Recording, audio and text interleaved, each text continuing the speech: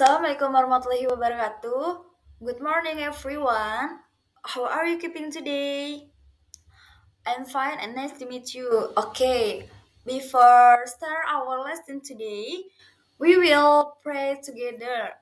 Pray start now. Okay, finish. Before I want to ask to you all, what our lesson today? Our lesson today is bacteria. What do you know about bacteria?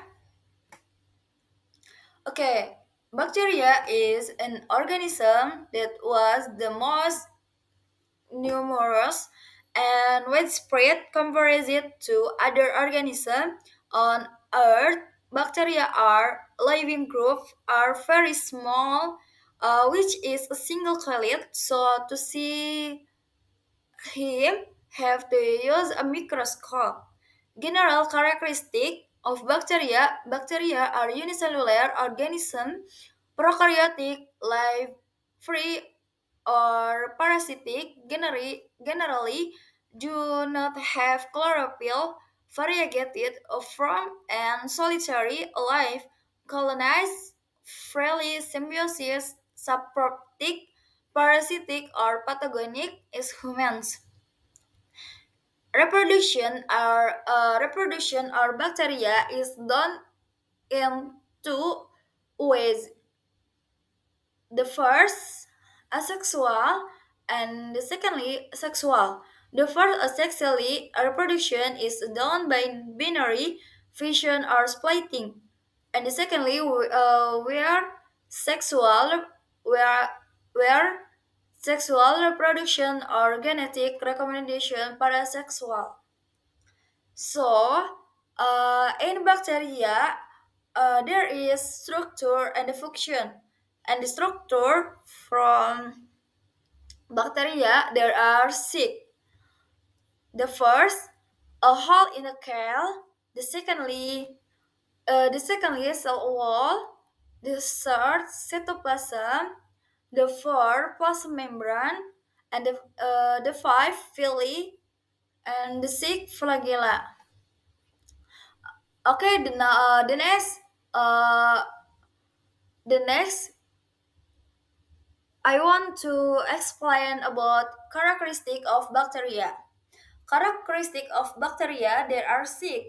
The first sites, cell, sheath, ribosome, and the sporous cell wall. The first size bacteria are very small, around 0 until 5 micrometers, so they can only be seen with microscope. The secondly, cell bacteria. Bacteria are unicellular organisms that is they have a single cell. The third, the third, bacteria.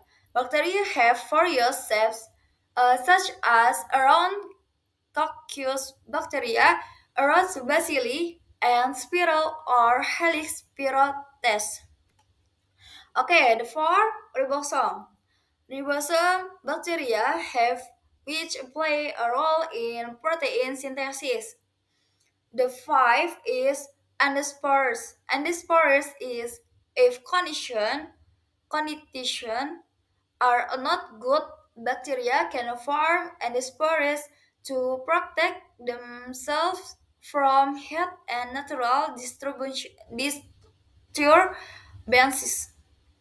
And the last, cell wall.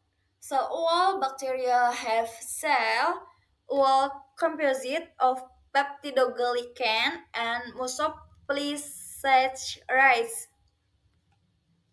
Okay, the next, I want to explain about structure and function of bacteria.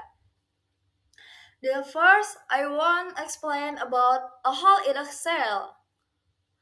A hole in a cell, the body structure of bacteria is generally surrounded by two protective layers, and namely the other cell wall and the plasma membrane. Certain bacteria may have no cell wall at all, or instead have and the third other protective layer cell it a capsule. So in a hole in a cell, there is a different function. The function of the cell envelope can be said to be a transport or area for nutrients, and a receptor are that facilitates interaction with the host. This part often contains toxic poisonous components. Okay, the next I want explain about cell wall bacteria. The cell wall in cell wall bacteria there is function, and then the cell wall function is as a protector and shelter for bacteria located outside the cell membrane composed of peptidoglycan, which is a combination of protein and polysaccharides based on the thickness of the peptidoglycan layer of the cell wall. Bacteria can be differentiated into gram-positive bacteria and gram-negative bacteria. So, gram-positive bacteria is have more peptidoglycan than gram-negative bacteria is gram-negative bacteria. Okay, the next is cytoplasm. Cytoplasm is a cell fluid that function as place for bacterial cell growth, and cytoplasm is composed of colloids containing various organic molecules such as carbohydrates, fats, protein, and minerals. The cell envelope encloses the cytoplasm and all its components. In the cytoplasm, there are cell structure such as ribosome, chromosome, and the plasmid, which are spread throughout it. The place bacteria cytoplasm contains, among other things, a ribosome, DNA, and structure granules. The next is plasma membrane. The plasma membrane is membrane that surrounds the cytoplasm, composed of layers, uh, phospholipids, and proteins.